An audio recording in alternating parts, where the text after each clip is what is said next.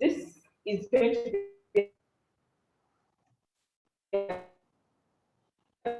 a different, it's not going to be like the traditional ones we've had where we have chapters divided, because it's a story about friends. And so we didn't want to do chapter 1, chapter 2, chapter 3.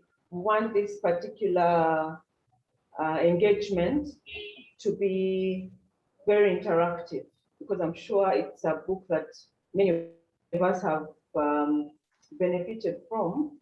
And so we are going to share. I'll be facilitating this session together with Winnie.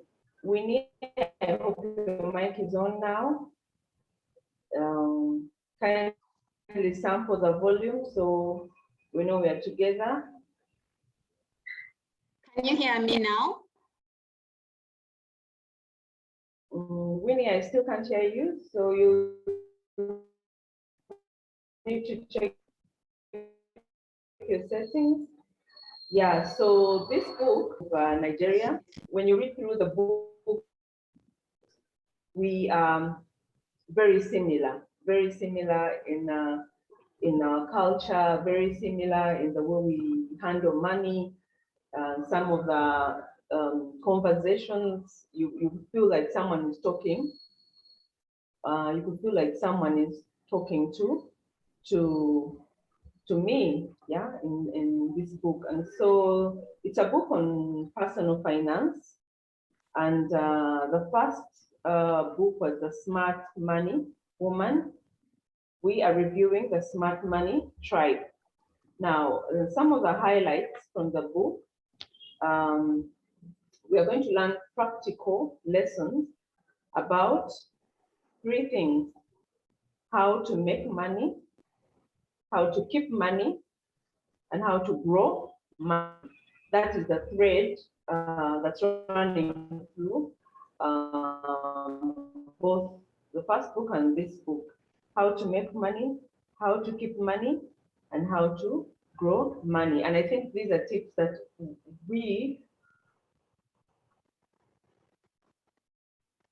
this book navigates conversations of African millennial women on the different lives and how they handled money. It also talks about money, love, friendship, and investment. I'm in office, so it's quite noisy. Please bear with me. I'm just giving you a summary of the book and the characters. There are 5 friends in this book, and Tazuri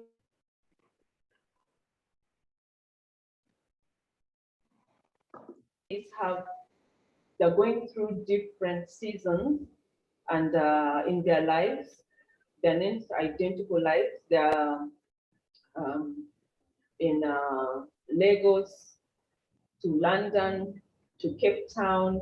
And so through the different individual stories, we get to see how they managed to make mistakes with finances, and also how they managed to build wealth. So I'm just going to go through the 5 ladies just to recap this for the sake of this book review. Now, Zuri, one of the characters, she's a real estate executive, and she's a boss, gets her own coins and lives her best life without some money habits from her past coming to haunt her. And can her relationship with Sosa survive the allure or the ex?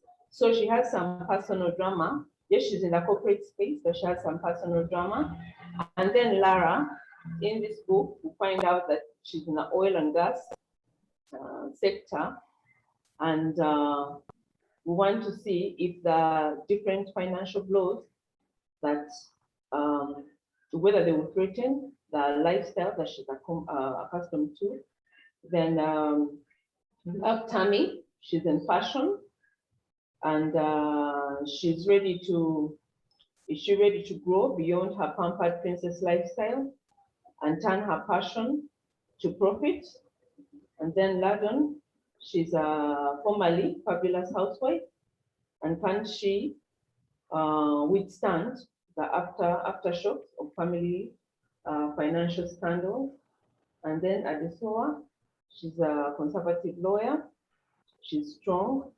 And will she be able to disentangle herself from her financial abusive husband? So they live different lives, but some of the things that we are going to look at in this discussion, we're going to see some of the undertones of the mistakes that these women make with their finances. For me personally, I now want to share some of my lessons and some of the things that I learned. From this book, I have learned a term, and it was mentioned in the first book, knowing your value.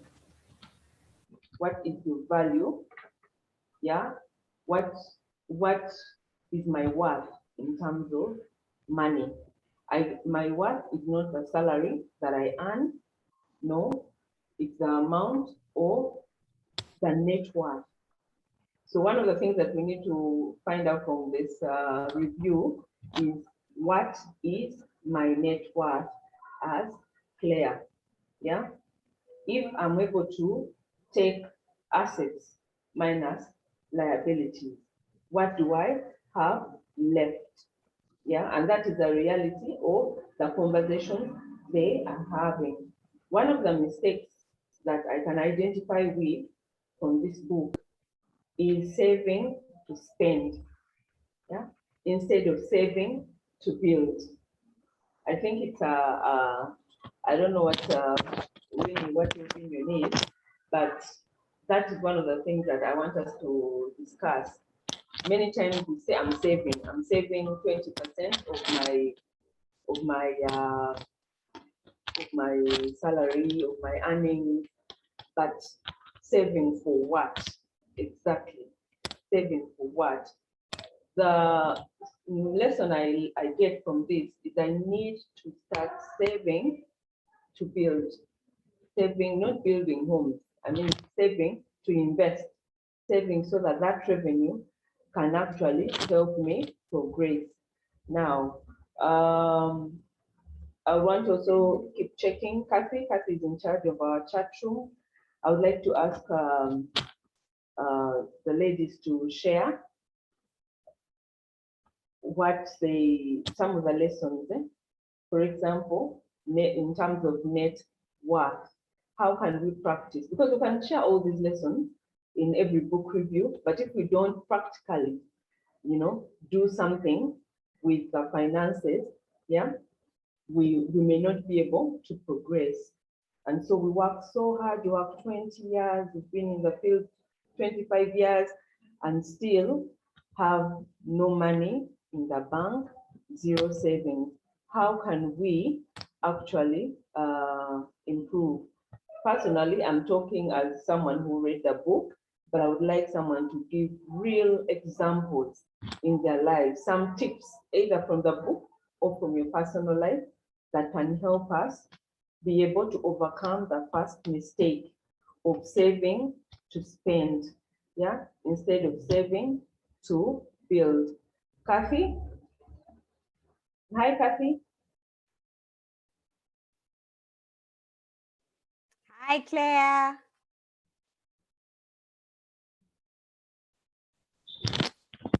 Hi, Claire. Are you able to hear me? Yes, I can. Yes. Hi, ladies. Welcome to the book review. We're really looking forward to your experiences. We all have different experiences with money. From the CEOs on the call to the person just starting out in business. We all have different experiences. For some, were born with a golden spoon in their mouth. So maybe this is just one of those books that all right, maybe I'll tell my kids one day, but there is really money at hand.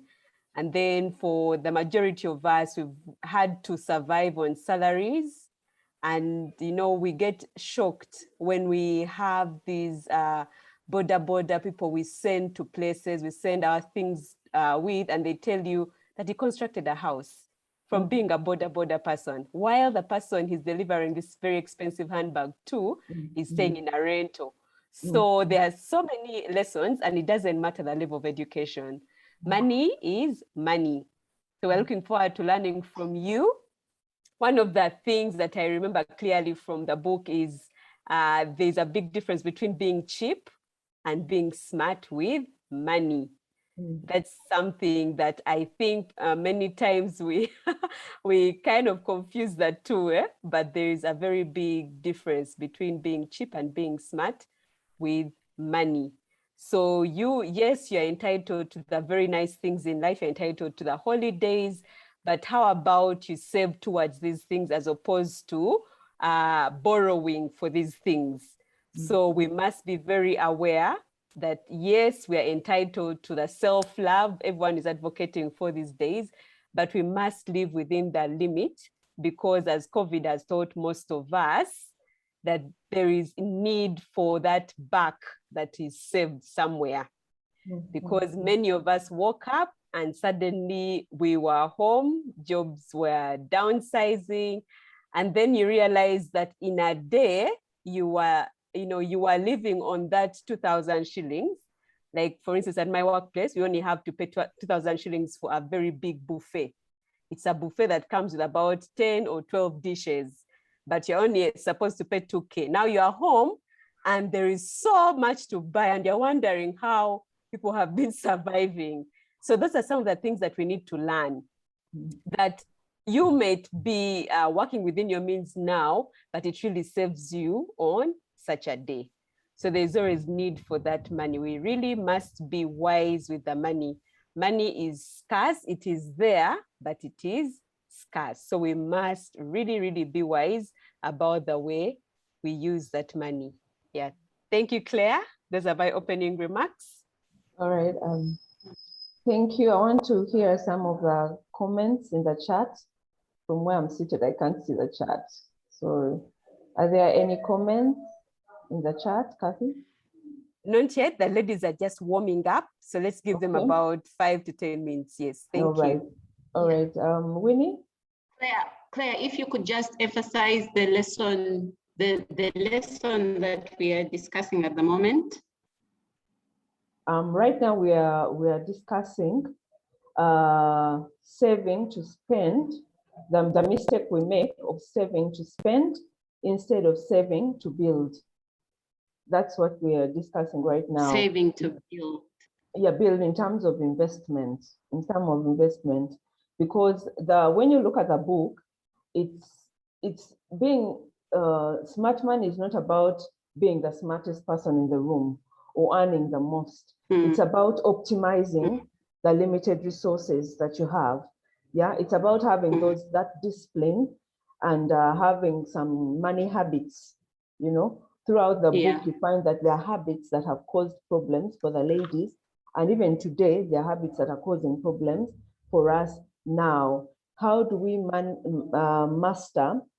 For example, how do we master our skill sets and monetize them instead of depending on I think Kathy mentioned it, instead of depending on our salaries? Well, for me, regarding the when you go to aspect on saving tools. Sorry? Yes, regarding the aspect of saving to spend rather than saving to invest. For me, the biggest takeaway for me on that was the conscious decision of percentages. Based on your earnings. You must be deliberate. What percentage am I using for long-term investments? What percentage am I using for my operations, or rather my daily life? And then that percentage that you put away for the short-term gains. This was for me a big takeaway, to consciously determine those percentages and then to stick with them. Because I feel if we were conscious and disciplined on that particular aspect, then spoiling yourself once in a while will not be the big issue. but is that the budget that you have set for spoiling yourself? Because you can reward yourself once in a while with that Gucci bag, but you need to have the discipline. Is that within the percentage you have set for spoiling yourself? Otherwise, you lose track of the long-term picture in terms of, say, long-term investments or short-term investments and those niceties that you want. So it's about the discipline to stick to what you have said. That was, for me, a big takeaway on that particular issue. Okay. Oh, thank you, Winnie. Thank you so much. For those who are on the call, in case you have a contribution, like I said at the beginning, this is going to be more interactive than our previous reviews because it's a story. So we don't have notes on, we're just sharing our lessons. Yeah, you just raise up your hand and we can be able to listen to your contribution. So Winnie mentioned a very important thing in terms of being very intentional on the percentages of what you spend in terms of operations, in terms of the spoiling. Throughout the book, they talk about the bags, the designer bags, the designer. Someone is saying something. Fortunate, I can see in the chat. Maybe you can unmute and share. Hi, Claire. Hi, everyone. Hi, Fortunate. How are you? I'm okay. Thank you for hosting. One, I think it's a very good book. I'm actually watching the series on Netflix. So two things. I think something Catherine talked about a bit, but I think sometimes we are too stuck up in saving, investing, and you actually get stressed when you don't achieve what your target is. So I personally now believe, from my experience last year, because I've always been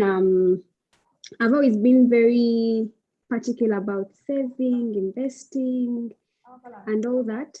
But then I've also learned that over and above the saving and the investment, it is important to put that percentage aside just for you, not just because I'm advocating for self-love and self-care and all, but because I know that it's very painful when you do the saving and the investment and you do not enjoy the fruits of that saving and that investment.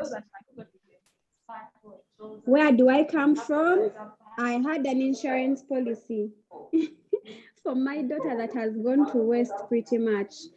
So yes, by all means, save, invest, but over and above the saving and investment, don't beat yourself up if you do not hit your particular target at any particular time.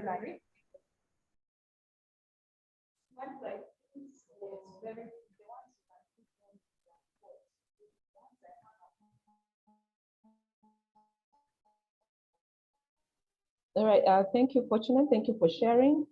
I think you're right.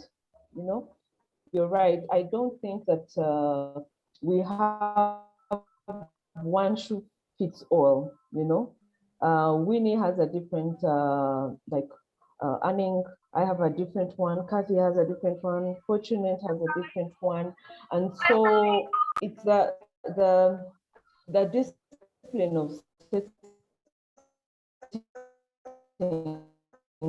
putting some money aside. Lockdown, I think my company was the first to cut numbers. Yeah, to cut numbers with the first lockdown. We cut numbers. The rest of us who were lucky to keep our jobs, the salaries were cut. Some had to go home for months without with I think it was 500,000 as a salary. They decided on a flat fee for all of us. And so if you didn't have savings anywhere, it was a struggle because they kept pushing the lockdown, kept pushing it up, and you know, it was very, very bad for anyone who did not have some savings on the side. And so through this book, we also learn that we need to save in order to be able to cope in the difficult times. I would like to listen to some members. Gloria, your hand is up. You can unmute and speak. Hi, people. Good evening. So for me, one of my major lessons that I learned from this book was about friendships. I don't know how to read this name, but I will try. Body, that is Ladun's husband. There is a line he talks about so much where he says, when it comes to friendship, take quality over quantity. For me, it meant so much for me because when you look at the girls in the tribe, they had each other's backs. And because of that, they helped each other to discover their valuable skills. So this one helps us understand that friendship can create room for collaborations instead of competitions and all the other things that most of us women tend to do. Instead of, you know, how girls bonding and all they discuss is the trips to take, how to do this, but then also you get together and you discuss how to grow each other. So for me, that gentleman, Ladun's husband, the fact that he said he was always willing to invest in one side, he was not interested in investing in one-sided friendships, but will not be beneficial to him. I think it's a really smart lesson to get, that we should look for friendships that can grow us and make us better people. That's all. Thank you so much, Gloria. Angela? Thank you, Claire. I hope you can hear me. My thoughts are in line with Gloria. Yeah, I almost put my hand down. So the book, you have to choose your village wisely. Choose your accountability partners very wisely, because some people can build you up and some can tear you down. And so if you look at your friend, my friend, I have to consider what is it I'm learning from them, and how can I and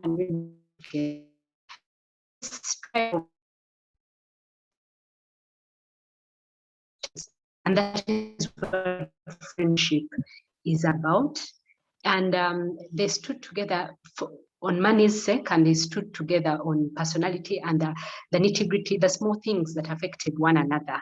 So it is important to choose your village wisely, and it is good to have accountability partners, because sometimes you want to go and, say for instance, at the beginning of the year, I may have said I want to invest in, let me say, government bonds. But if I have an accountability partner in Claire will remind me when we meet for that nice lunch, Angela, how far have you gone? How far have you gone? I know someone XYZ who is very good at that. Let me introduce you to them, and we'll walk the journey together. I have been blessed that I have such people in my life that I work with, but it is very, very important. This book was so relatable and it brought it out even more. Thank you for recommending it. I hadn't read the first book, but after reading this one, I decided to look for the first one and read it through. Thank you. Thank you so much, Angela and Gloria. And I think one of the things the main thing that you see from this book is friendship and the power it has over our finances. Sometimes we think that we can keep these two things very, very separate. You're like, you know, I have my friends and then my finances are very, very personal to me. But through the sharing from Gloria and Angela, we see that the friends you keep, yeah, really, really matter, yeah, in terms of always talking about the next trip, the next bag, the next, the sharing the like posts from social media about this is the latest thing, buy this latest phone. And you know, there's nothing wrong with your current phone, but because you have to keep up with the Joneses, you find that you have to go and purchase this thing. And then also friends should be able to support, really. They need to be able to support your dreams. They need to be, like Angela said, in terms of accountability, they will help you keep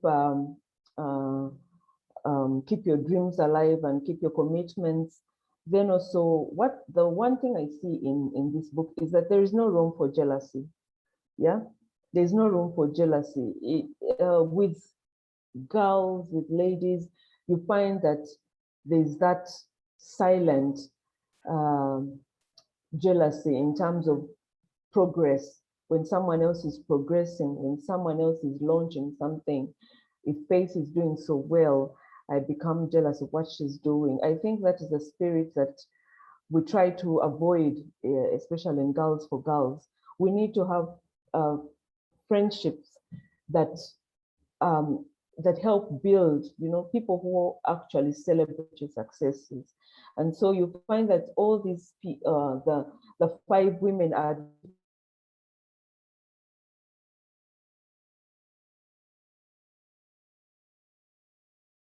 they're progressing in terms of advice, in terms of cautioning, in terms of reminding each other of money.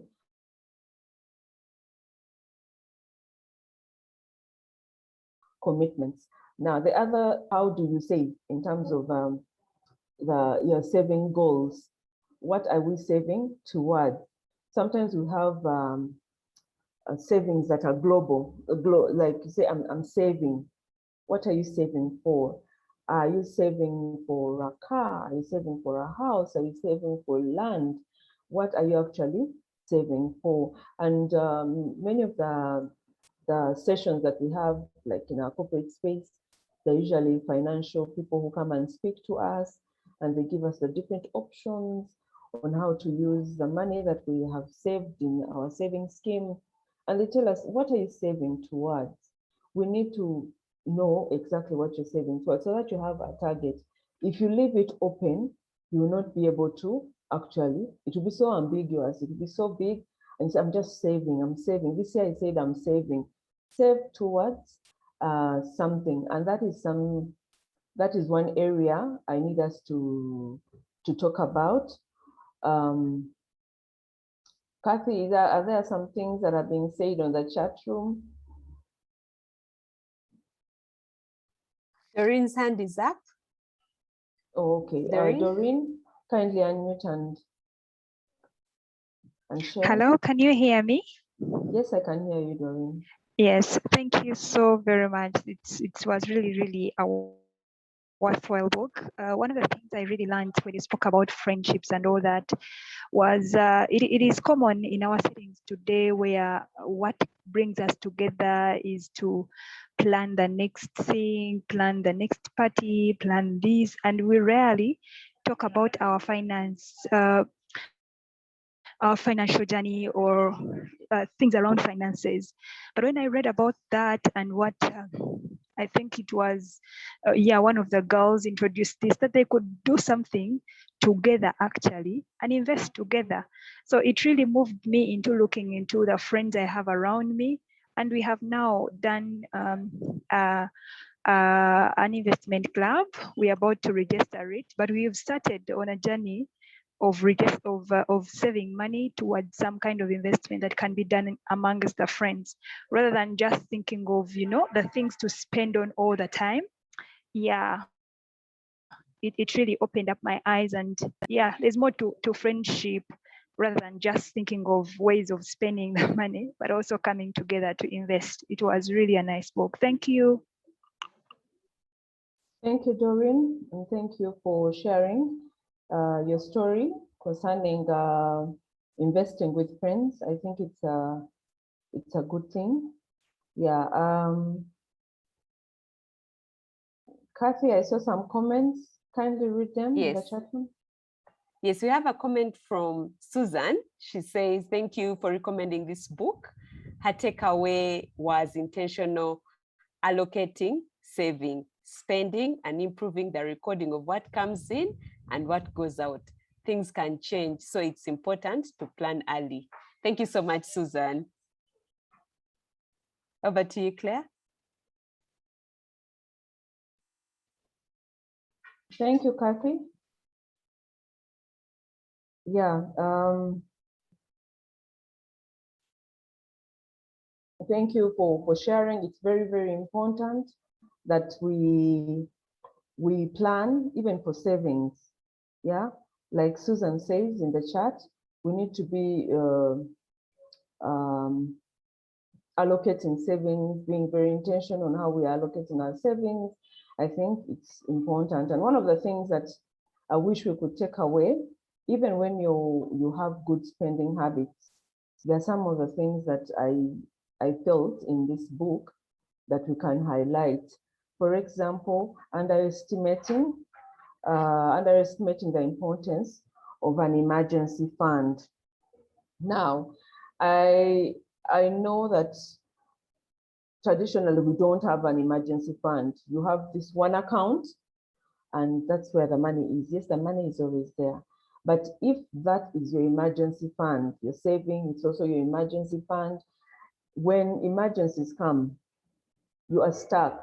And nowadays, emergencies as quick as the next phone call, the next phone call. Someone can easily call and it becomes an emergency, I need your help, I need this, I need this.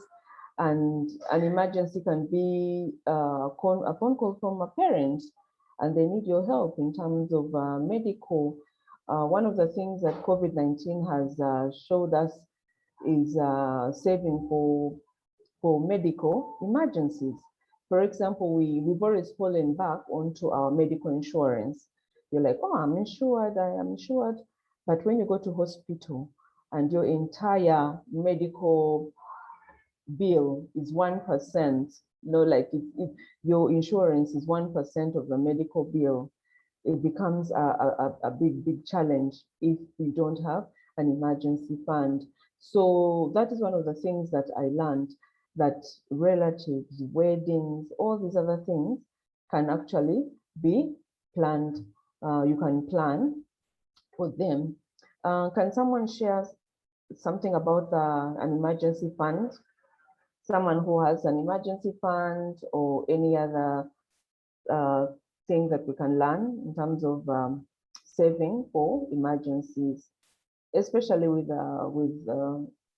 lockdown and changing the environment. Every day you find that you plan for something, and then you find that if you plan to spend 300,000 in a month, you're now spending 3 million in a month. Yeah, I would like to hear some more voices from our members. I don't see any hand up. Okay, Angela, you can unmute and say something. Okay, this is a subject that I'm passionate about, so please don't get tired of me. Now, one of the things that about the emergency fund is that it is important to save it where you can easily get it, but where it is also earning. Because if you put money in an account where they're charging you interest, then instead of being it will be an emergency fund, but then they'll be charging you interest on the money you're trying to save. So it is good to put it in an account or in a place where you can easily access it in case of an emergency, but where it is also earning. And one of a good example of somewhere to put the emergency fund is money markets, because the money will earn interest on a daily basis. It may look like little interest, but the more you save, the more you earn interest, and it is better than the money just sitting on an account and being idle. So yeah, that is one thing that I thought. You might consider putting it like in a fixed deposit, but if it's fixed and an emergency falls on you, you cannot get it or if you get it, they'll charge you a penalty, which might be more than the interest that you are trying to earn. So money markets seem fairly safe. I don't know people's experiences about circles, that you could put your money there in the circle where it earns an interest, but you see that interest at the end of the year. So as long as it is out of immediate reach, if you've decided that you put it in a bank account, then put it in a bank account that doesn't have an ATM. Because if it has an ATM, or if it has mobile banking and someone calls you, or can you lend me some money, a good friend of yours, you quickly run to mobile banking and send them money while you're still trying to save for this, to build your emergency fund. So put it in a place which is out of reach, but which is reachable. If you want it, in case of an emergency, you can easily get it without being penalized. Those are my 2 cents. Thank you. Thank you, Angela. Thank you so much for those tips. I've ended up writing some notes actually. Having saving in an account that has no ATM, I think that is very, very key, because a friend of yours cannot call you and you have the money. You can actually, give the money. So it's very important that if money is supposed to be saved away, you reduce the access. Right now with in the past, you used to have, you go to the bank, write a cheat, withdraw money, write a check. But right now with the apps, any emergency, even at midnight, you can withdraw the money. And so if you're saving for, if you haven't put it on a fixed deposit account, you find that you can easily access it and it defeats the purpose. Kathy, I see some comments. I can't actually read them. Yes. Thank you, Claire. Thank you, Angela. Angela, you have a question from Agnes. How much does one need to be able to put in money, to put into money markets like bonds? And the lowest amount, I think, is 100,000. You can save as low as 100,000. But just to mention that the lower the savings, the lower the interest. But the point is not to focus on the interest you're earning, but to focus on the purpose why you're putting that money there. If it is to create an emergency fund, just focus on building it. And the money is, well, if you save 100,000 this month, and the interest you earn is, say, 10,000, next month, what you'll have and what you'll be earning interest on will be 110,000. Mm-hmm. So if you add another 200, you'll have 210,000 in that pot.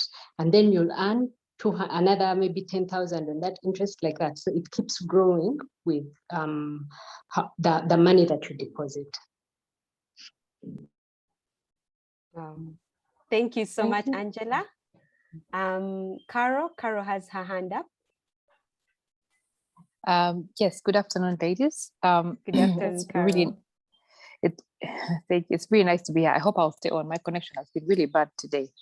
But I just wanted to add to what Angela was saying, in terms of where to put that money, where it's getting an interest. I think something else we can consider is unit trusts. Been hearing quite a bit about it, and we've actually tried to do something with it. We've just started, but I think it's like Angela was saying, it's unreachable, because once you get your money and you put it in a unit trust, it's not that easy to get it. Like you just go to an ATM and pick it. You would need to, sort of write in, sign a form and pick it up. But you can pick that money within 24 hours. And unit trusts are basically run by, from what I've seen in Uganda, mostly by insurance firms. So I think UAP does that. I think ICA, as well as Prudential.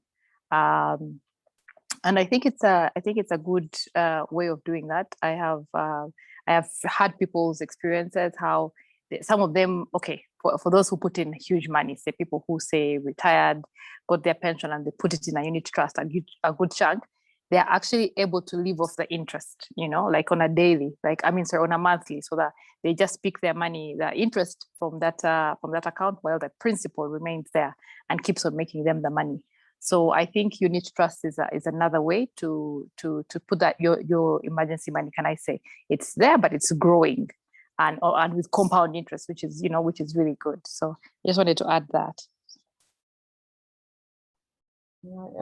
Thank you, Carol. I think, Kathy, I think you can see the need for us to actually have a session for such tips. If we can get experts in this field, they could be able to guide us and help us better, especially, yes, we get to read these books and they're encouraging us to invest, encouraging us to do all these things in terms of building our revenue, but you don't know how, you don't know the best way, So I think there's need for a session. We'll discuss it as admins for us to have a session for finances to get, so that even from the lessons that we get from these books, we can be able to advance. 1 year later, we have a session where people are sharing that from this book that we've read, we've become smarter, we've built our tribe, we have improved, we have money invested somewhere. It may not be as a group, but as an individual, we'll be able to make decisions that can improve on our finances. And also, one of the other things was comparison. Something that I wrote down some notes, but one of the things is comparison. It's really, really killing our budgets, especially when you have the discipline, you've been to this session and you're like, you know what? They talked about budgeting, let me budget. Yeah. But then you go and see someone else has bought a new car, has bought a new house, a new condominium, housewarming. People feel the pressure to actually to live up to some standards. Yeah.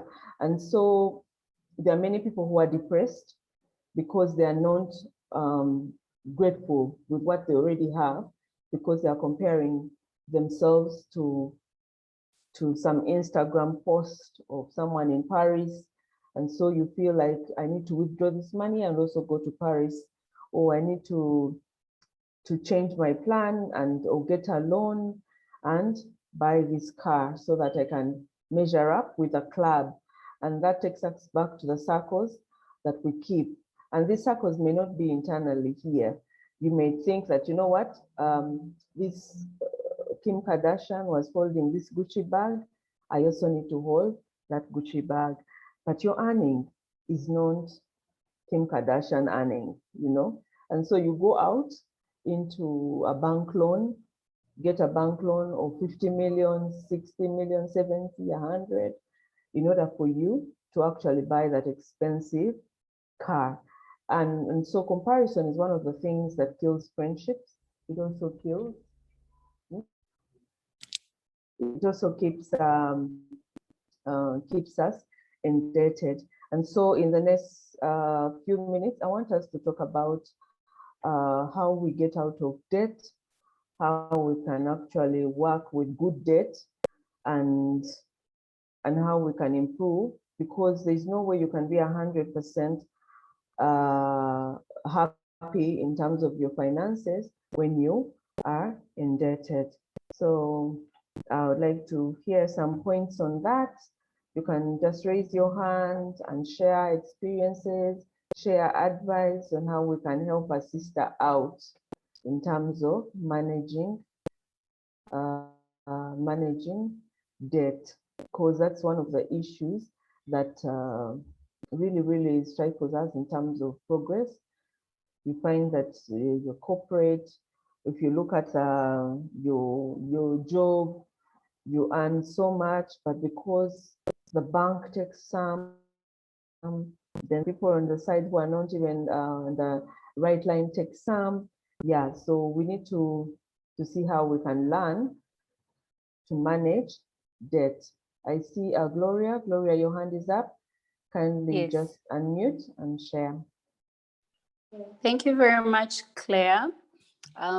For people that are trying to manage debt, especially because anyway, there will be situations where we may not be able to avoid debt. A friend of mine has ever shared with me something that I incorporated in my own life, and it has helped me. One, you can start by writing down all your debts, and then write down, find out who demands you what money, how much money do you owe to this bank or to this person. And then the second thing you can do is then talk to your creditors and promise that you're going to pay them. And then if in the event that the debts are overwhelming, ask for their patience.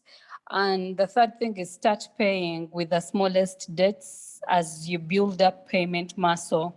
So if your smallest debt is 50,000, start with that.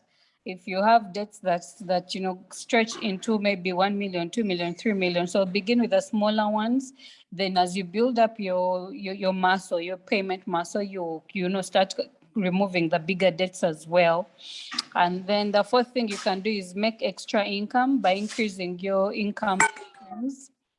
The streams of income will come in very handy to help you, have more than one source of income for you to be able to pay. So if you have, let me say, a side hustle, maybe jewelry, push for your jewelry business to run so that the money that goes or comes from the jewelry can then maybe cater to your debts. The fifth thing is start saving some of your income, even as you clear your debt.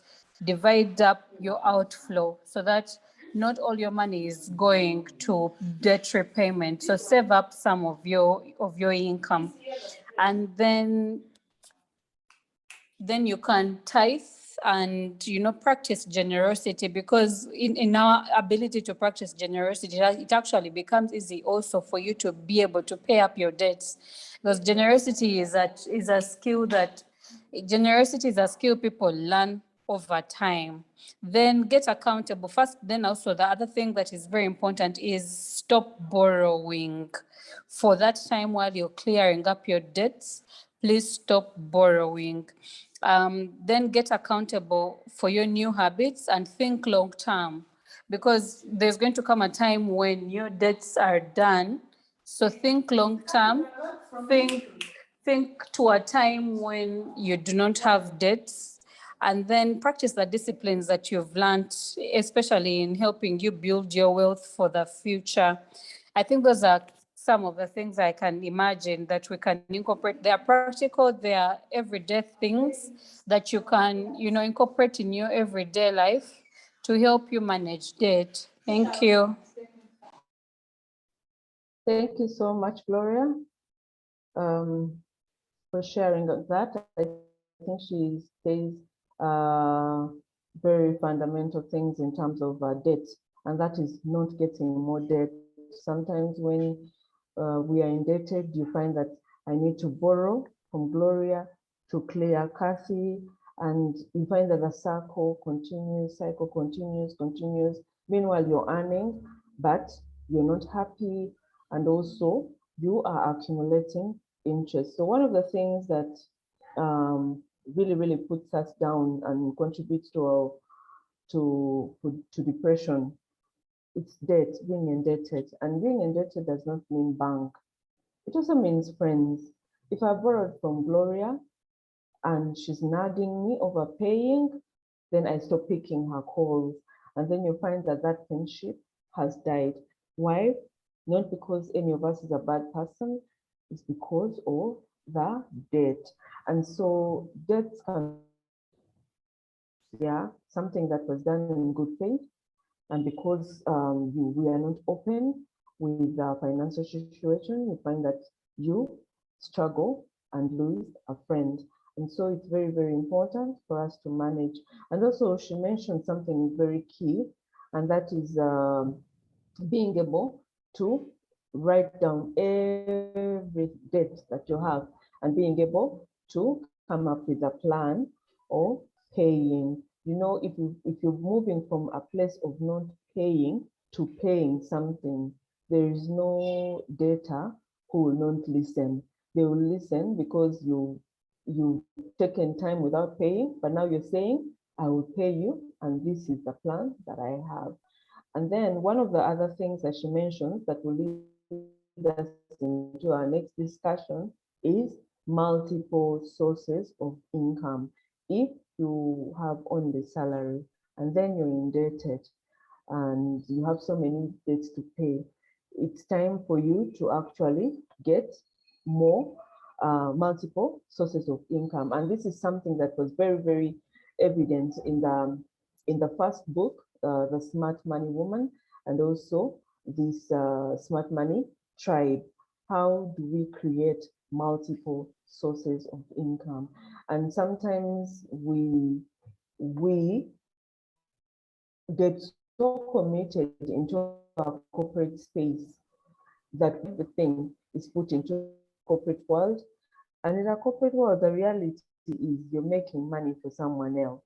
And it doesn't matter whether you're in a bank, whether you're working in an NGO, you are making money for someone else, not your own. And so it's very important that we have multiple sources of income. I know that Girls for Girls has many entrepreneurs, and I would like to hear some of their stories on this call. But before we get into that next discussion, I see over 10 messages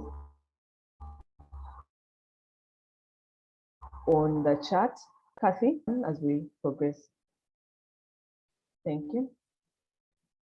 Thank you, Claire, and thank you to the ladies in the house.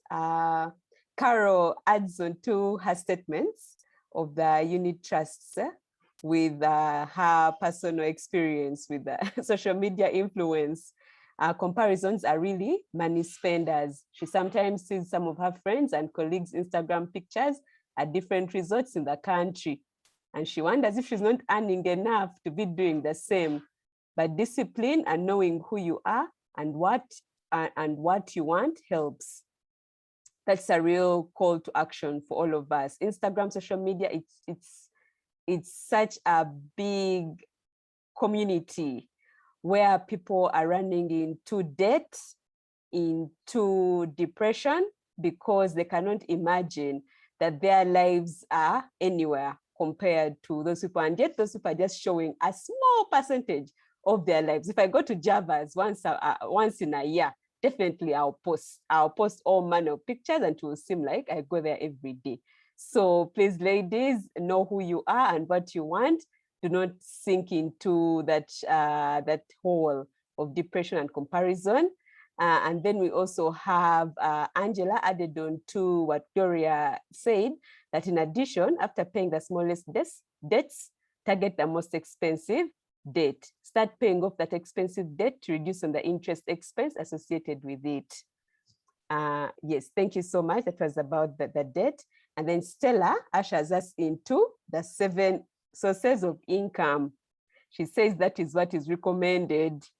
So now let's wait for the different examples. I see Doreen in the house. Doreen makes such wonderful warm scarves. How did it start? How did the idea start? How is it going? We have Faith of Glam and Poppy. It really takes someone with a lot of audacity and planning to get into that space of very beautiful, posh designs. So would like to hear from you ladies about your sources of income that could inspire a lady or two. Okay, Joanne also recommends that, by the way, beyond reading the book, she encourages all of us to watch The Smart Money Woman on Netflix, because it has really impacted her. She has changed so much in the past 2 months. Yes, so let's hear from the house. I could start with myself. I always ask Claire that what can I do? First of all, I cannot wake up early to do this and this. What can I do? And she said, but you have intellectual, I could call it intellectual property. Can't you go back and teach? Can't you do anything that can bring you money? Can't you write a book? So I asked the lecturer, who is a good friend of mine, if I could help them. And she was very happy. She was very open to it. And we split the salary half, 50%. And that's a good addition to my salary. You can use that money for some of the other, things that were taking a big chunk of the salary. So we have so much at hand, we can actually look for where the money can be got from. Yes, we have Angela. Angela had raised up her hand. I think she has a very good testimony to the 7 sources of income. Angela?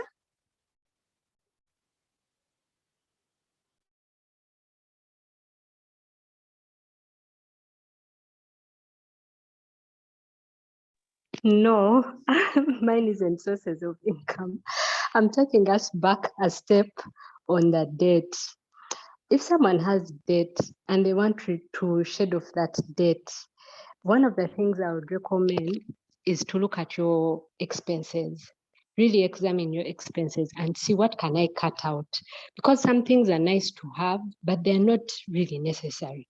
If I'm paying off, I've decided that I'm going to pay off a big debt with a money lender, not even a bank, one who will come knocking at my office door. I can examine my expenses and say, okay, for the next 6 months, I'm not going to watch DSTV Premium.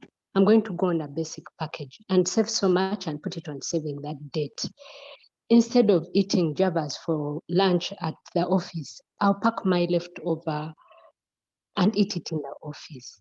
Look for ways to save money. There are very many ways in which we can save money by examining our expenses and cutting out what we don't need. Thank you. Thank you so much. Wow, thank you so much, Angela. Thank you, Angela. I think she really, really raises one of the important issues, and that is managing our expenditure. You find that when we don't document our expenditure, we really, really go overboard. You find that you're spending more than you're earning. And sometimes it's not even on luxuries. It's like food. Food is expensive in town. You can't get a meal below 10,000 where I am. You can't. You find that you are spending like 20,000 per day just on food, And so when you want to improve, what I get from her is that when you want to improve your financial position, we need to look at the expenses. What are those tiny, tiny things that we spend on? Like the people who have now shifted to using boda because you don't want to use a taxi, you decide you're going to use a boda because it's seemingly faster without even thinking of the risk. It seems faster. And so you leave a taxi of 1,000 or 1,500 and decide to take a boda of 7,000 per day. Yeah, coming to office 7,000, going to back home 7,000. So you're spending 14,000 on a journey that you would have used 3,000. And so some of those silent expenditures, we need to check them, because that's how money is actually getting drained from our accounts. Yeah, and now we are going to enter the session on sharing our sources of income. Thank you, Kathy, for that example. Sometimes we think that we all need to bake cakes. Sometimes we think that we all need to sell hair weaves or different things we see on social media, but you don't have to do all that. Kathy tells you how she has intellectual property. One of the things I learned last year was how you can actually monetize the skills that you have. I've been able to learn how to speak through the kind of work that I do, because I speak every day. I'm not an expert, but I speak every day while I'm selling at my workplace. And I've built confidence in terms of being able to speak before people, opening doors. I'm not shy with crowds. And so I was like, can I monetize this? But no one knows me. No one is actually going to invite me to speak. What will I say? But thanks to this beautiful, beautiful book club and being able to stammer through the reviews, I've been able to build my confidence, be able to speak. And so one of my eye opener was last year, Women's Day. I was called to speak at Bujagali and ESCOM. It was Women's Day function. And so I went there, I went to Ginger, I spoke. I think I spoke like for 45 minutes or less because there was a Q&A. I spoke, and after speaking, they gave me an envelope because they had told me, okay, well, we shall give you your transport allowance. Yeah, so I got an envelope of transport allowance. But when I got to the car, there was 1 million shillings. I was like, 1 million shillings? Can I go back and give a second speech? It was amazing. As in, I could not believe that you can actually be paid for speaking for 45 minutes. And it opened up my eyes to the opportunities that are all around us. And so every single time I'm called, whether it's free of charge, whether it's monetized, I'm getting 100,000 airtime, or, you know, for the Zoom lessons, for the Zoom meetings, you find that people give you like 100,000 or 200,000 for data. I take it up, even when it's free. I speak a lot in Rotary, and you're not paid for it, but it helps me build my confidence, and it puts my name out there. And so there are many ideas that you can get even without capital. Sometimes our thinking process stops at capital. You're like, I don't have capital. I would like to open this. I would like to start this, but I don't have capital. There are many things that you can do with a skill set that you have and be able to monetize them. So that is one of my streams of income. Yeah. And I would like to hear some other examples. So let me see those hands up. Let me see them. Let me see them. As the Kathy, hands yes? come up, yes, we have Stella Alivatese, our lady who got a huge promotion recently. You'd think she has no time for reading, but here she is. She says some of the examples include real estate, salary, as all of us, you know, look up for jobs, consultancy, Uber business, any other business it is. It depends on your circumstances, what your circumstances are. When one area does not work out, another will save you from financial ruin. Then Pamela says that on income streams, Robert Kiyosaki says, to grow your wealth, think of an additional stream that can earn you $100. That is about 350,000 Uganda shillings monthly, and start doing something about it today. Then Stella also adds that board membership also provides an income stream. Ladies, if you've gone through the art of communication through our mentorship, you can honestly vouch to be on boards. So I encourage all of you, reach out to people who are already on boards for some tips and nuggets on how to get onto those boards that can give you an income. Gloria also adds to say that she has managed to monetize her speaking. She takes on panels, moderation of panels, and she gets paid for it, and it has really helped her. It also helps with growing your confidence. Whatever speaking opportunity comes up is very crucial to take on. So let us really harness these skills that we learn from Girls for Girls and make them, turn them into streams of income. Over to you, Claire. Thank you so much, Kathy. Thank you, ladies, for sharing. It's very true. I can attest to that. You can actually grow by using your own skill. We have many skills that we are sitting with. I want to hear more examples. You can unmute and speak. Something you read in a book, something that you're doing. Girls for Girls is about building one another through sharing our stories. So let me hear some of those stories.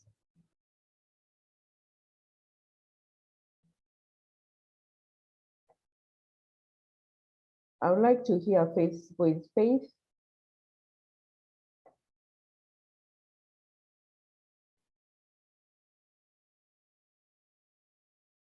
Sorry. Hello? Hi, Faith. Hi, Faith. Claire. So, Faith, you I really want to keep quiet when not you really, are beaming example of streams of income. Kindly speak to us. Oh, that's so interesting. Reason being, so you guys had put you on Bluetooth, like on speaker. So I was enjoying listening, and that meant, of course, talking. I had to first disconnect the speakers. So when my customers were coming in, were enjoying. It was really a nice session. I've been listening in. So you got me on this one. I accept. Yes. So when we're talking about multiple streams of income, I think first of all we have to have that. I think we have always talked about it in our books. The mentality of thinking that you have arrived, even when you are sitting on the board.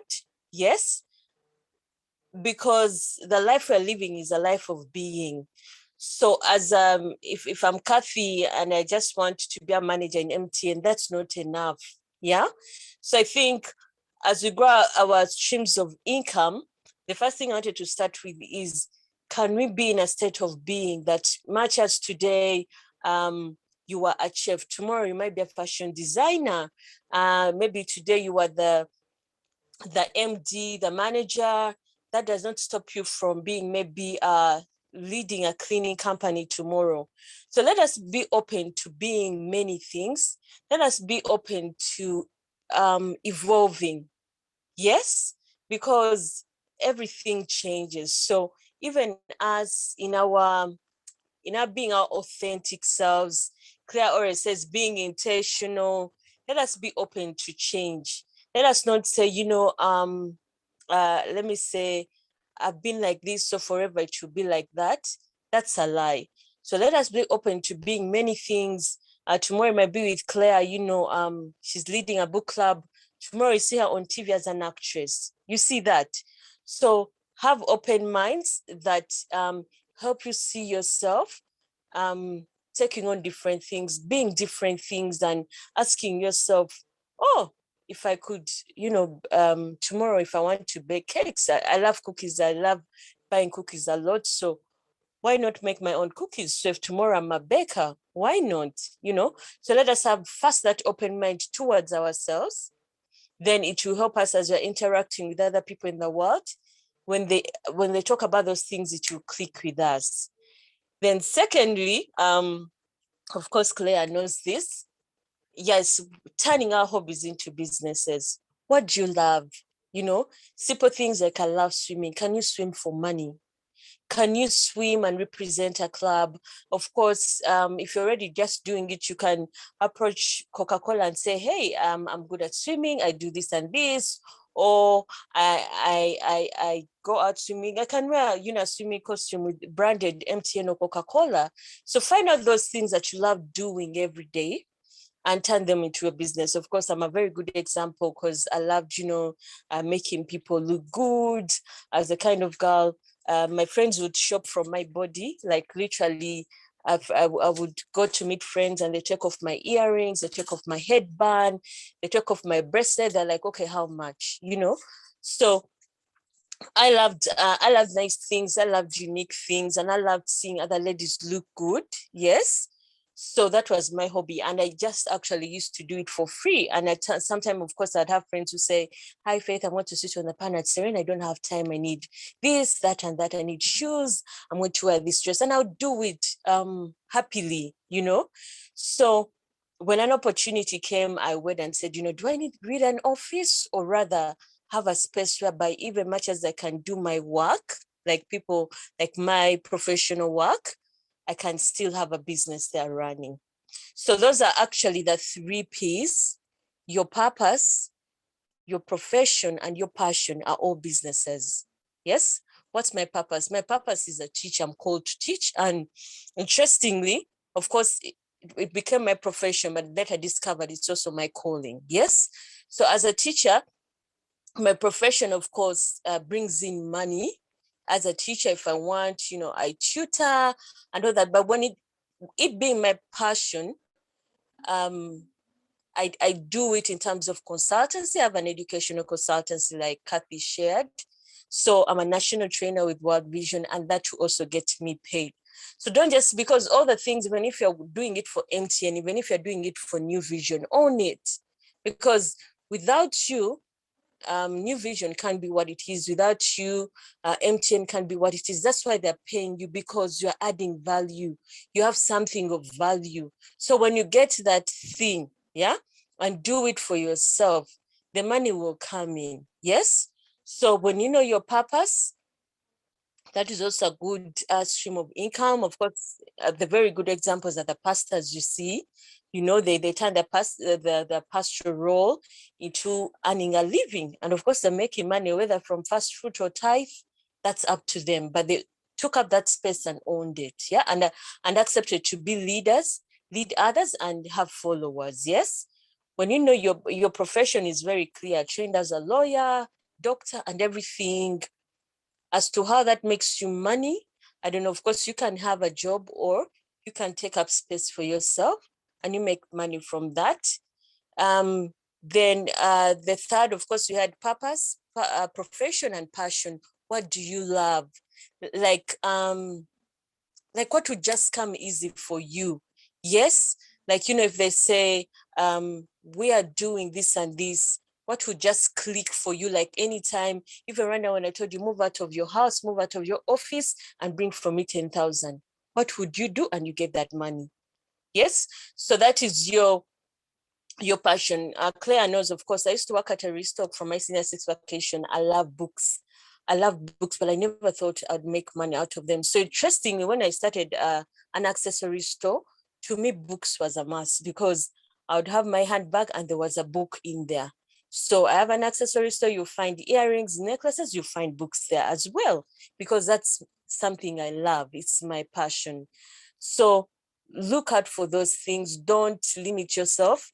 I always use this example. I'm a scientist, and my business brought out the creative side of me, the artistic side of me. So sometimes, whether you're an artist, like Claire joined the STEM cohort for G4G, find out your scientific side. Yeah. So you might have done arts, but maybe your scientific side is you can make soap, like the things you can do.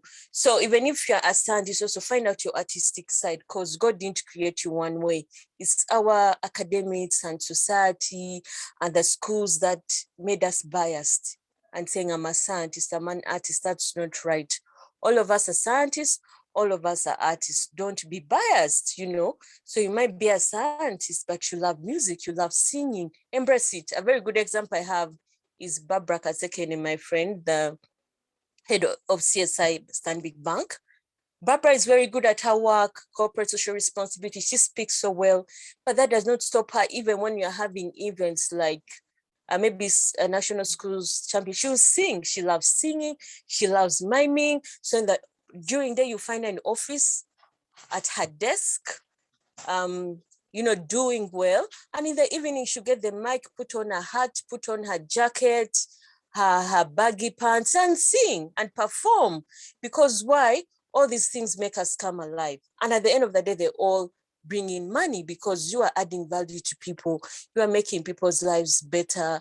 You are making people happier. You know, you are inspiring other people's happiness. Yeah, so yeah, let us reflect on those things, and as individuals, and look onto them. As much as we have mentors, we admire, you see this woman, you're like, oh, tomorrow I want to be the head of this company. Wonderful. So when the company is not there and you're just alone by the seaside, can you get shells and make earrings? Can you so let us look at things in that wider perspective. And you see, it comes from a place of inside out, not outside in. Outside in is what I've been doing all our lives: go to school, get a job, blah, blah, blah. Well done, you have done it all.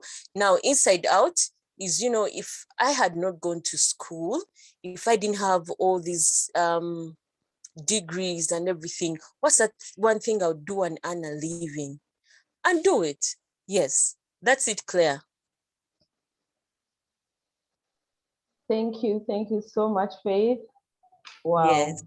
Yeah, thank you for the 3 Ps. We need to find our purpose, turn it into a passion, profession. Then there's passion. Thank you. I Yes. knew she was going to wow us. I know she's very passionate about Kamani. We need that Kamani from the side. And I really relate with what Faith is saying, because I started my Organize and Thrive series.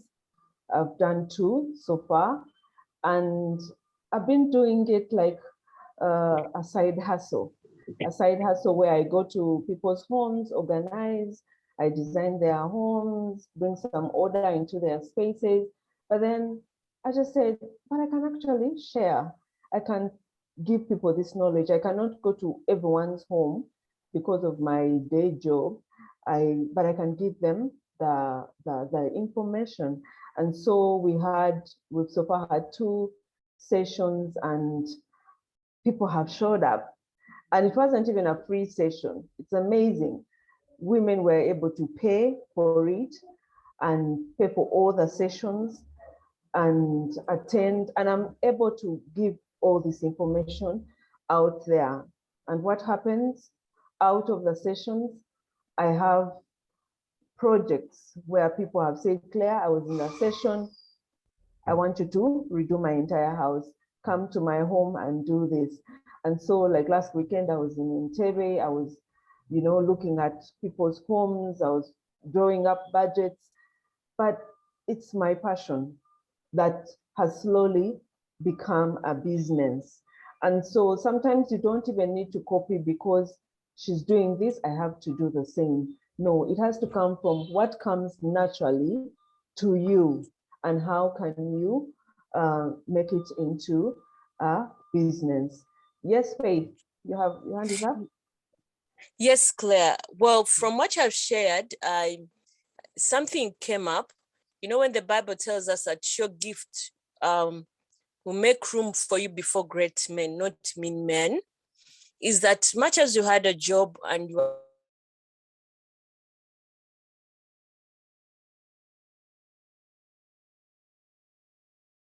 were hiring, sorry, can you hear me? Hello? Claire, can you hear me?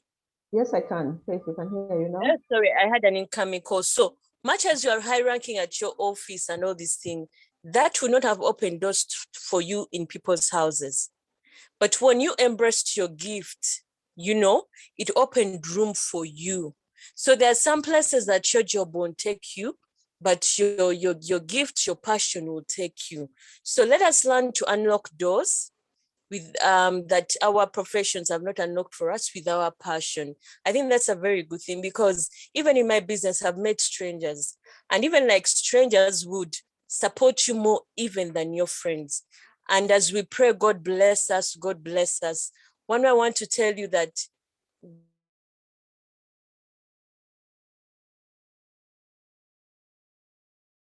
God needs a medium, and some that require you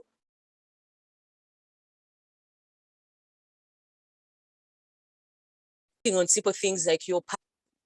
Sorry, am I clear? Hello, Claire. Faith, kindly repeat that. I think you're breaking. Yes, sorry, now I have an incoming call, but let me conclude. Saying that your gift will open doors for you. So sometimes we have to use our gift and passion to unlock doors that our professions cannot.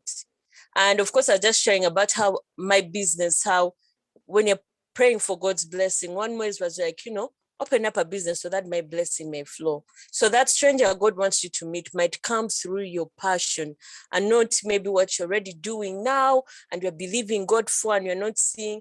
Sometimes it takes you to embrace those gifts that are within you and that passion. And that's why the G4G mentorship sessions are good, because they help us unveil ourselves from the inside out, So yes, I've always known this Faith, this Claire, this Kathy, but there's this other Faith that, comes out. So let us learn to embrace those gifts and our passions that God gave us, because open us up to another world, you know? Yes. That's it, Claire. Thank you so much, Faith, for sharing and for giving us guidance and advice on how to tap into what we are good at, what we have passion about, in order to improve on our finances. We are discussing the 7 streams of income. You know, we are saying that you can actually make money on the side in order to improve on the cash flow. Kathy, is there anything happening in the chat or? Yes, thank you so much to Faith.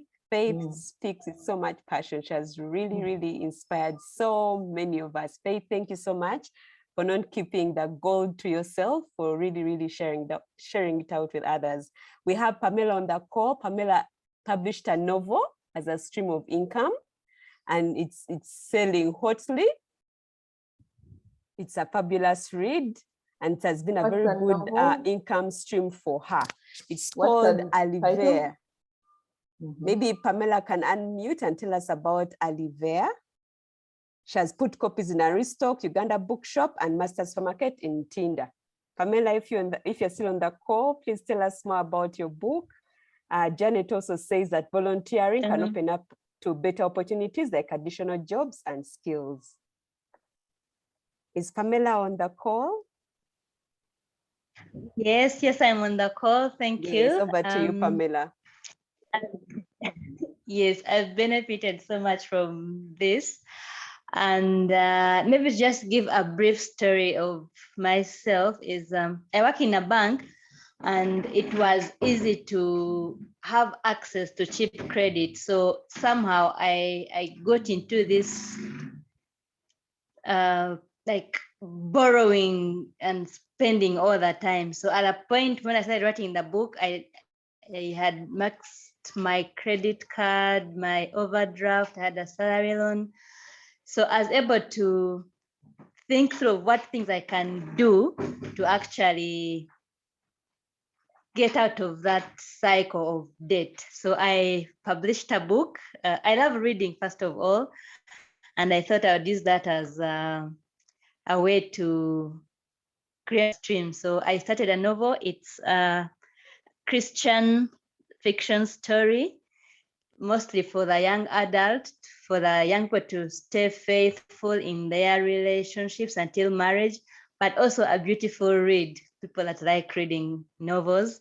And from that, the process I enjoyed because I love reading, so I was okay to write.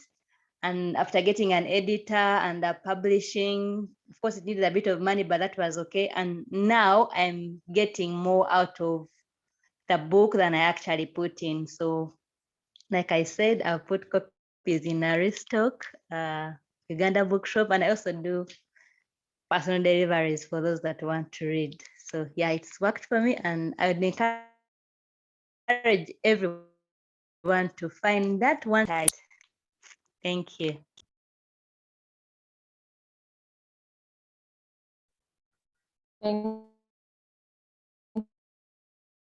Thank you so much, Doreen, for being able to, Pamela, for sharing. I encourage all of you to go out and look for the book. Pamela kindly put the title in there and the bookshops where they can find it. You could also put your number so people can call you in case they want deliveries. You didn't mention the amount. Maybe you can put it in the chat. Yeah, so thank you, but also for sharing. It takes a lot of courage to actually share some of the vulnerable challenges that we go through. But thank you for sharing that story. We have a lot to learn from it. Any other person who wants to share? We are here to learn, we're here to grow, and that's why this book club was set up, so that we can grow through learning. And Kathy, is there anyone with a hand up? I can only see one screen. Okay. No hand up yet, No, but no lots hand of up. congratulations to Pamela for having Okay. the guts and the courage to write a book and sell it. Okay. Okay, we have Angela. Angela has Angela? something to share. Yes. All right, Angela, you can unmute. I've just put name to face to name briefly. Okay, so I want to share experience which is not mine. My sisters, one of my sisters is an architect, but out of the blue, she decided to, not out of the blue, well, I think she had thought about it. She went and learned to tailor, and she started tailoring, and now she makes things and she sells them. She tailors skirts, jackets, aprons. She's so artistic. And these things are really, really good. So she's branded herself and has gone out there and is selling. My income stream, my sister is not based in Uganda. What I do is I market for her. And I started doing it because I love marketing. She started paying me a commission. I first refused and she said, no, I insist. So that is a source of income for me. But I think she got it because my mom was a seamstress at one point. So the passion was there. On my side, I am a follower. And I keep telling my sisters that you will not leave me behind. So during COVID, as I sat and thought that if my employers decided to terminate, what will I do? I also bought my sewing machines and I'm in the process of trying to learn. But I've earned a few. I made some aprons. My sisters tutored me. I made some aprons and I sold them and I earned a little money. I'm not as passionate as they are, but I want to learn. The other sister of mine started out baking. She has a regular job. She works her normal hours, and in the evening or when orders come, she bakes. She started by baking for friends, birthdays, and now people are calling her to bake for weddings. So it is following what passion is it that you have and what can you do out of that passion. And I believe that our friends market us a lot. So one person tells another, and then the business grows. I am still on that 7 sources of income. I've not yet arrived, but I'm still searching myself. Yeah, that's what I wanted to share. Thanks. Thank you, Angela, for sharing that. Yeah, you can learn tailoring, you can learn tailoring, baking. Any other? Before we move on to the last bit of this call. Hi, Claire. I think there was a second hand, but I didn't get to see the person. It went down so fast. Okay. Okay. Ladies, check in the chat. Pamela has put all the information there for her book. Let us buy that book and support her. It's Aliver by Pamela Turiatunga. It's only 20,000 and her contact is 070-697-597. Please check in the chat room. Her email is also there. And she has a huge base of distribution, Aristoc, Master Supermarket in Tinder. So please, ladies, check there. Do we have any other comments on the streams of income? Thank you so much, ladies, for sharing. At least there's lots of food for thought. By Monday, we're going to see things buzzing on all groups. Yes. All right, Claire, over to you for the last segment.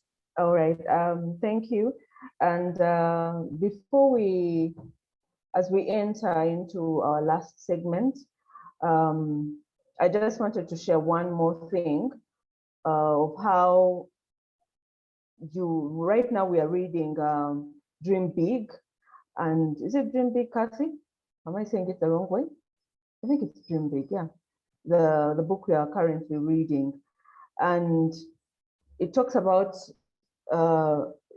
visualizing, having that mindset of growth. And so in this book, you get the sense that the poverty and lack mindset keeps us locked in one place. And we started a girl G4G teens, G4G teens for our daughters. But we started in a small group of, we just enrolled our daughters. They're going to start going through customized messages for girls, especially for the teenagers. We felt that if we could impact or put this information to our daughters who are teenagers, the information that I'm getting at 41, if my daughter at 16 can get the same information, I think it will transform her life. And so we started that team, and our first session was on vision boards. Yeah, I'm sharing this so you understand how things work. And so we had the girls do vision boards and share the vision boards with everyone, with the parents, and share their dreams and things they aspire to in their spiritual life, in their studies, and in their family, some of those things. So vision boards have been something that I've done throughout the years, and I look at the vision board and I see even the book club that we're having right now was something that I wanted to do. I wanted to speak. I saw myself speaking, before people. And when we did the vision boards, I shared my daughter's photo. It's here. I just want to share it. I don't know whether you can see it. Okay. That angle, I think you can see it. That is her vision board. So I shared this photo with a group, and in just like 20 minutes, all the mothers were asking, we want the same vision board. We don't want our kids to write on manila paper. Please create the same vision board and sell it to us. What happens? I'm now dealing with orders for vision boards. What am I saying? I'm saying that you don't know where money will come from. You just need times you say, I won't share my idea. I won't share what I'm doing because someone is going to steal your idea. Whatever is in your head, whatever you're trying to come up with, I guarantee you, just Google it, you find that you're not unique. You're not the first person to do it. People are doing it. They've done it before. There is no idea that has not been done before. So share. If I had said, let me keep my daughter's vision board to myself, I wouldn't know the need that different people have for beautiful vision boards. And so let us learn to share. Let us learn to share our ideas and bounce them off people to improve on them. And so for the last few minutes, we are going to just talk about mindset. And that's why I brought this up. In this book, you find that our mindset actually affects where we are. Sometimes we come from a background of struggle, of strife, of lack. You find that your family has always stayed in a one room place, has always lived like hand to mouth, and that becomes your lot, that becomes you. You cannot imagine yourself doing better than that. You cannot imagine a life without poverty, a life of lack. Our mindset is very, very important if we are to change.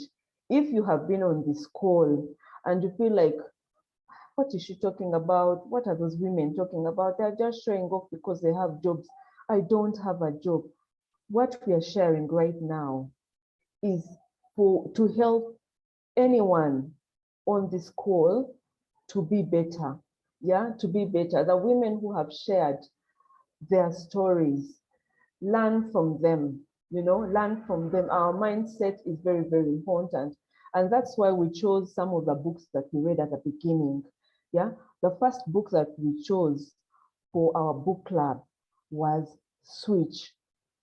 It was to encourage us to switch our mindset, because if our mindset does not change, we stay where we are. If you have a scarcity mindset, you come from a place of lack. Every time you see someone testifying and saying, God has been good, guys, I've received a promotion, you rejoice with them. You rejoice with them. And so we need to have that mindset of being better.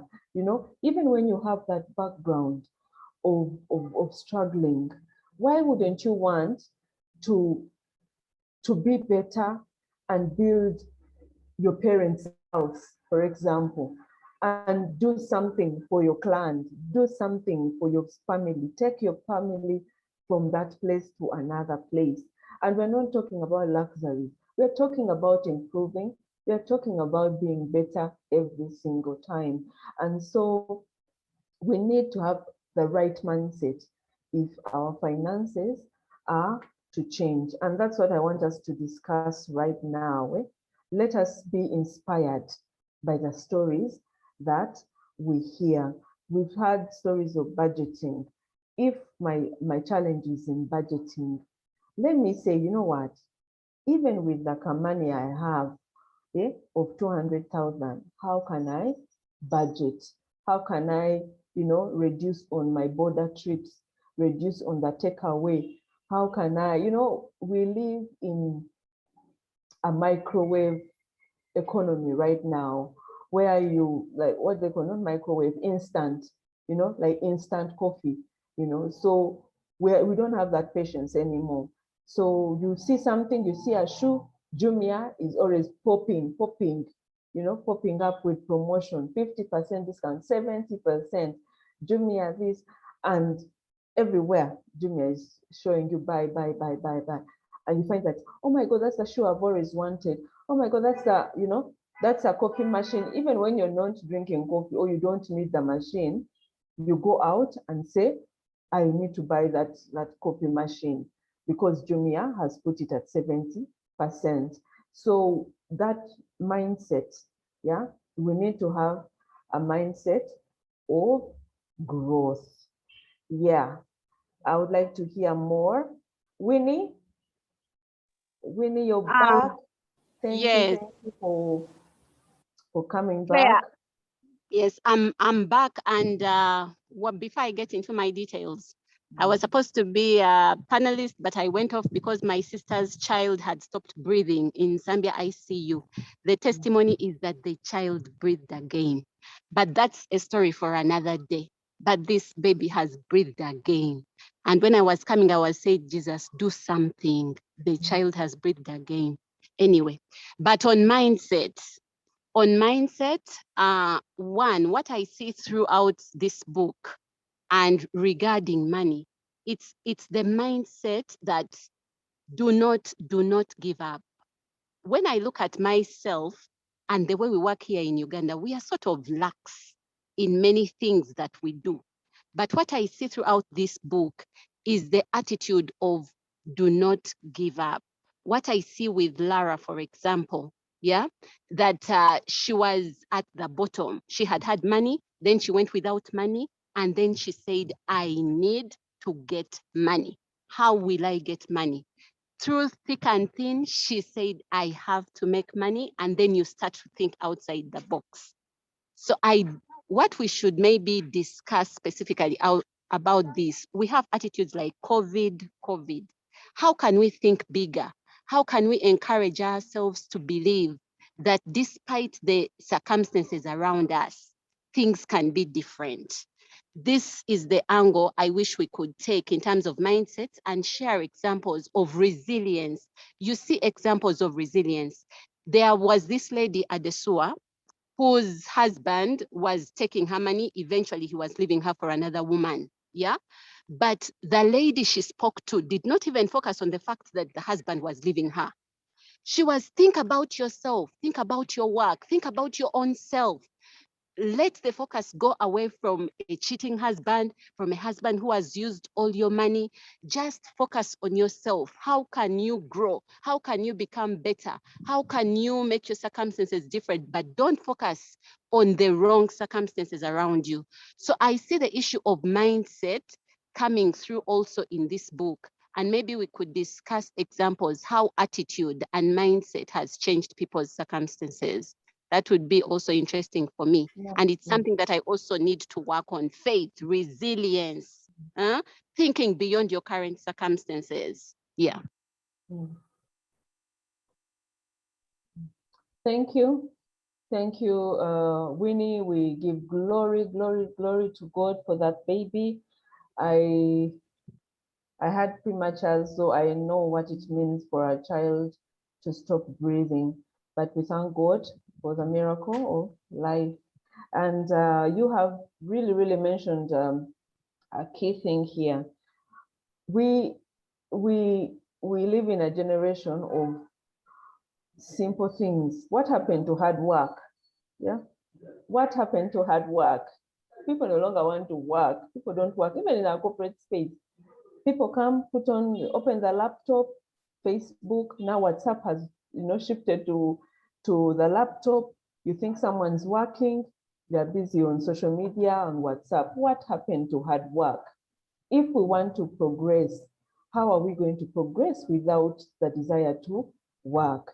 We need to be patient, yeah? Patient with our ideas.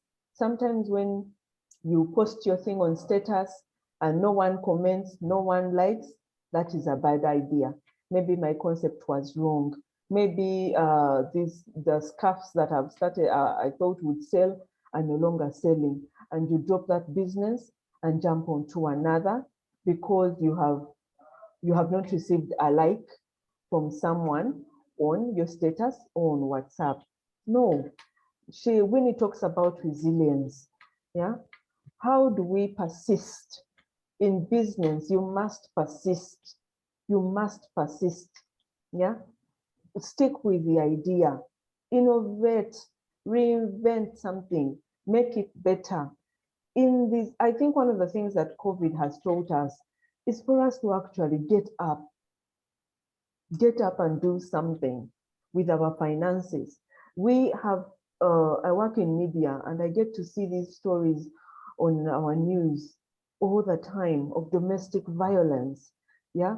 Because a woman asked the man for money for her kameza, and you get beaten up. They beat you up because of 5,000, 2,000, 1,000 shillings because you asked for that. We want women, especially in Girls for Girls, we need to lead, but we need to lead with examples. Yeah, we need to see those testimonies of people who have been resilient, where one business collapses and you wake up. I know there are women on, they may not be on this call, where businesses collapsed during COVID, yeah? And someone reinvented and said, you know what? This business has to pick up again. They do not give up and continue and thrive. And so we, like Winnie said, let's share more about the things that keep us in financial strife, especially with mindset. We have a few minutes. I would like to hear some 1, 2. There's Nancy. Nancy. Hi, Nancy. Nancy has some finances that she's keeping there, some gold. Nancy, up here. Yes, Claire. Hi, how are you? I'm okay. How are you? You're a financial guru and you're quiet. Talk to us. Say one or two things concerning our finances. How do we change our mindset? Yeah. What do you tell your customers, your clients, when you're talking about financial? Thank you, Claire. I must say what Faith and many other ladies have shared, especially in line the mindset. And like Winfred said, it's really, once you have a scarcity mindset, then clearly you find that you are not moving, especially in terms of growing your streams of income. But once you set your mind to having like an abundant mindset, if time you believe that, you know what, I can achieve what I have set myself to, especially in line with one's vision board. Like I said, what has basically been shared is some of the mantras that I also live by, especially in line with the vision board. On my wall, I wake up to see my vision board. So it clearly shows me like what I want to achieve in the next 1 or 2 years or something like that. And you find that because your mind is always looking at that, even your mindset is tuned for is that of abundance. If you have said that maybe in the next 2 years I should have increased my income by say a certain 20% or 50%, or so you find that because even the figures are written on the vision board, you feel that, oh my God, I am not yet there, and your brain is forced to think so hard in terms of how do I grow my income. Someone talked about, like for instance, if you have a debt burden, you have a loan and you feel that you cannot move forward because you first have to complete paying that loan, because part of financial independence has got to do, because if you're measuring your net worth and you still have a loan, you find that you have a liability to finish before you can actually discover what your net worth really is. So your net worth is basically assets minus your liabilities. So we should all work at seeing to it that we kind of get rid of our loans, because once you get rid of your liabilities, it's so clear for you to ascertain that, you know what, this is now my net worth and I'm working towards what? Being financially independent. So in terms of getting rid of your loans, you're thinking now, if I'm only earning income from my salary and I have to get rid of this big loan, how will I be able to achieve that within the time that, for example, you have set for yourself, especially if you put it on your vision board and you're telling yourself, by say end of this year, I should be debt free. And you're looking at your only source of income is money that is coming from your salary. Trust me, it pushes your brain, it pushes your mind to think out of the box. And that is why you'll find that people end up having several streams of income. Why? It is because of such things that have pushed them, what they have on their vision board that pushes you to get out of your comfort zone, to see to it that what you have those streams of income to probably get rid of the loan and then achieve your other bigger goals. So my call out is a bit of really having an abundant mindset. And the best way you can have that abundant mindset, like Claire said, is having that vision board. And that vision board should be right, where you wake up and see it very, very easily. If it means on your fridge, on your wall or something like that. For me, it is something that has really pushed me out of my comfort zone. And you find that each time you have to also evaluate how far you have gone as far as your vision board is concerned. If you put it there in the beginning of the year and now we are in September and there are certain things that you have ticked, it kind of also motivates you to carry on and know that I'm actually on the right track, and celebrate your wins. Once you have ticked something off that vision board, go, celebrate. It motivates you to carry on with achieving your financial goals. So in short, I really believe all of us can achieve financial freedom, financial independence. It's just having that mindset of abundance. And it's not to say that no one can have an abundant mindset. It starts with your mind. So once we have that and work at and having that abundance and getting rid of the scarcity mindset, we'll definitely achieve financial freedom. Over to you, Claire. Thank you, Nancy. Nancy trains and shares about finances. So Nancy, we shall call upon you when we organize our book club financial session, so you can share some of those nuggets of wisdom. Yeah. Is there any Claire. other contribution? Yes, I have another contribution, Claire. Hello? You can, yes, you can hear you, Winnie. Yes, it's also related to abundance that, that Nancy just spoke about. As ladies, there is sometimes the tendency of failing to introduce your husband to your lady friends, and yet he can be of help. But in this book, you see one lady introducing her friend who needed finances to her husband, and that husband ended up being the breakthrough for her friend. So it's also an attitude that we should pick up in the spirit of abundance. Do not keep away your friends from those opportunities that you have, which could be of help. And in this case, if it's your partner, I really do not believe on closing them off if they could be that solution for your friends. It's also in the spirit of abundance. Yeah. Thank you, Winnie, for sharing that. We need to utilize our networks, even in our homes, the networks. How do you leverage, for example, a Girls for Girls network? You have over 1,000 women at your fingertips in the groups, and you have a business idea. We have a Girls for Girls entrepreneurship group.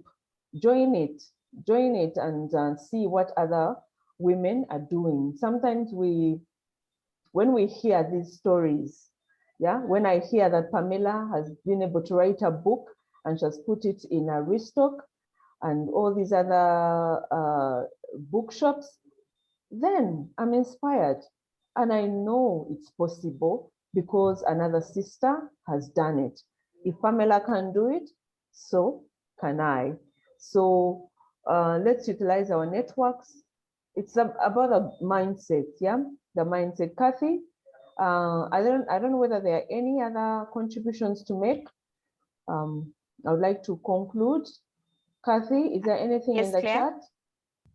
Yes, there are a couple of ladies who gave pointers to where we can draw inspiration for streams of income. Rose says that people's basic needs such as shelter, which can be in 2 rentals, food can be juice, snacks to your workplace, clothing, baby clothing, accessories like Faith does. These can be streams of income. Also, if you look around your community, what is that issue that you could solve? For instance, rubbish. You could start a rubbish collection company. So we thank you so much, ladies. Thank you so much for attending, for sharing. It's really, really always meaningful and powerful, drawing from all your experiences. Beyond the book, you bring the lessons into our daily lives. So thank you so much. Over to you, Claire. All right, thank you, Kathy. Thank you for really keeping the chat upbeat. Thank you all the ladies who were able to come for this call. Thank you for sharing, for contributing. You've made this very engaging. We've learned so much. Like one of the speakers said, start doing something today. Yeah, start doing something today.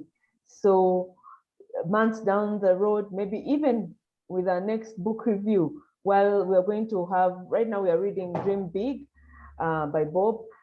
If you're reading and you've really benefited from this, let us continue with these conversations. Say, okay, today I attended this review. What have I learned? What is that one key takeaway? Then down the road, I remember that I listened to someone. I listened to Nancy, I listened to Winnie, Faith, Angela, all the things they said. I picked out this and decided to run with it. So let us start doing something today do something that is you, that is authentically you, do something out of your passion, and that's the only way you will sustain it. So thank you so much, ladies. Thank you for being part of this book club. We are very grateful that you're able to utilize 2 hours of your precious time to be with us. Have a blessed weekend, stay safe, and read so that we can grow together. Thank you. Bye-bye. Thank you so Have a much, nice Claire. weekend. Claire, just a minute. For the ladies so who are much. on the book club and you'd like to join the entrepreneurship club, I'm going to share the links. And then for those who want to join G4G, I've noted down your emails and numbers. I'll reach out individually. Thank you so much. Have a lovely weekend. Thank you so much, Bye. Kathy. Thank you, Claire. Thank you, ladies. Thank you. Thank you, everyone. It's been beautiful. Bye. Bye-bye.